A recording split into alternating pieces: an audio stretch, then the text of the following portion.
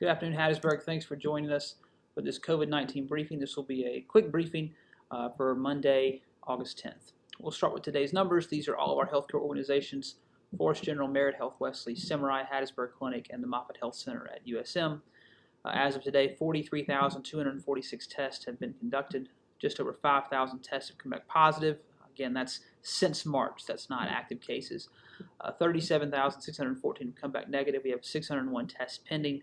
The fact that pending number continues to stay at that 600 mark is very encouraging, particularly as we try to increase turnaround times on tests and get people who are positive into isolation so they don't spread it further. In the hospital right now, we have 88 people between Merit Health, Wesley, and Forrest General who are positive for COVID. That's just 3 over the average for the last 2 weeks. I will say that over the weekend, this number did creep up to 92 on Saturday, 93 yesterday, but down to 88 again today. In the ICU, we have 36 patients who are positive for COVID.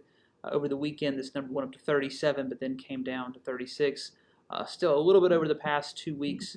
We're hoping, as you see this next chart of how this is kind of laid out, and this typically happens when you come out of a weekend. You see your hospitalizations dip for just a little bit, and so we hope that trend will continue. Those numbers will keep going down.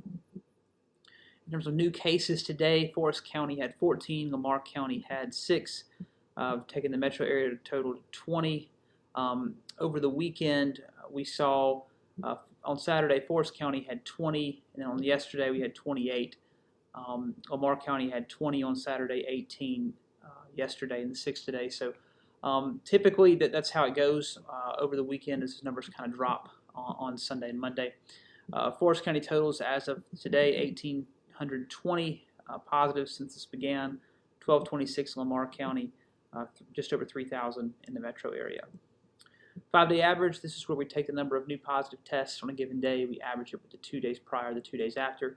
Coming out of a weekend, glad to see this 5-day average continuing to drop. This is also reflected in our inside 14-day number. Because this disease typically has a life cycle of 14 days or fewer unless there's a bad reaction, the number of people whose tests have come back positive in the past 14 days is a general indicator of how many active cases you could have in your community. Of course, it's not exact by any stretch of the imagination. But 392 today, as you remember when we talked about this on Friday, we were just at 405, so that number has come down a little bit in Forrest County. In Lamar County, that numbers continue to drop, which is a positive sign, down to 263. Laying these both out on a chart.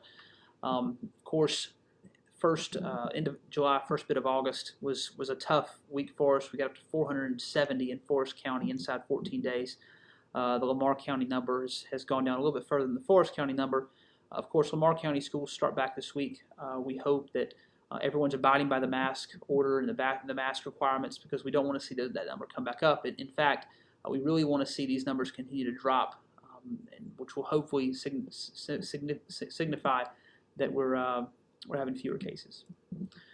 Today, statewide, we had 476 new cases. This is typical, as I said earlier, coming out of a weekend. Typically, testing centers and labs don't always respond or report those to the Department of Health over the weekends. So you'll have kind of a lower number on Sunday and even Monday, and then you'll start to see that number grow on Tuesday and Wednesday.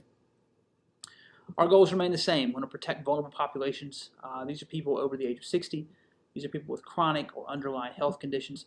COVID-19 is bad, but COVID-19 is really bad to people who already have some other condition going on, whether it's diabetes or obesity or some kind of lung condition or heart condition or a compromised immune system.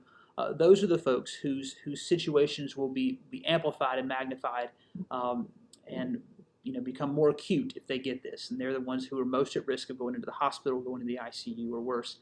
Our second goal is preventing the overrun of the healthcare system by slowing the spread. So if we accomplish goal number 1 by protecting the vulnerable, the people who will likely end up in the hospital, we won't have this overrun of the healthcare system. While we know right now that both our hospitals, their ICUs, their initial capacity continues, we're long past that, and they're in their backup plans right now.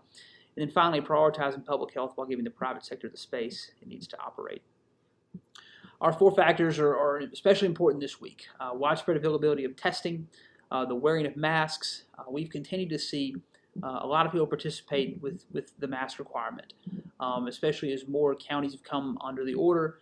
The one thing that we did see over the weekend is we saw a lot of young people, a lot of college students who are now back and moving back to town, who are out in places that didn't have their mask on. And I want to especially encourage them that while your hometown may not have had a mask order, we know at Southern Miss and William Carey there is a requirement that you wear a mask when you're in class or if you're out on campus. That also extends to when you're out in the community, whether you're out in public for shopping or whether you're going somewhere for entertainment. Masks are required when you go out. So I want to encourage you and remind you that you will need to wear masks when you're out in town in Hattiesburg, because this is not just about keeping you safe. It's about the people that you come into contact with in our community who may be vulnerable, who could have an adverse reaction to this. That's why we need you to help us by wearing a mask. Watching our own data is especially important this week because we know that we're going to have to make decisions, especially as schools start back, especially as students are back moved on campus. As this week we have to make decisions on whether we're going to extend the 10 p.m. Closing of in-service dining in bars and restaurants, and for how long. Seeing that number, that inside 14-day number in particular, continue to come down is important so that we can try to, again, find that functional normal that will allow us to go forward, that will allow our economy to keep going forward, while also keeping everyone safe. And of course, part of that is also listening to all voices, particularly right now from our healthcare community.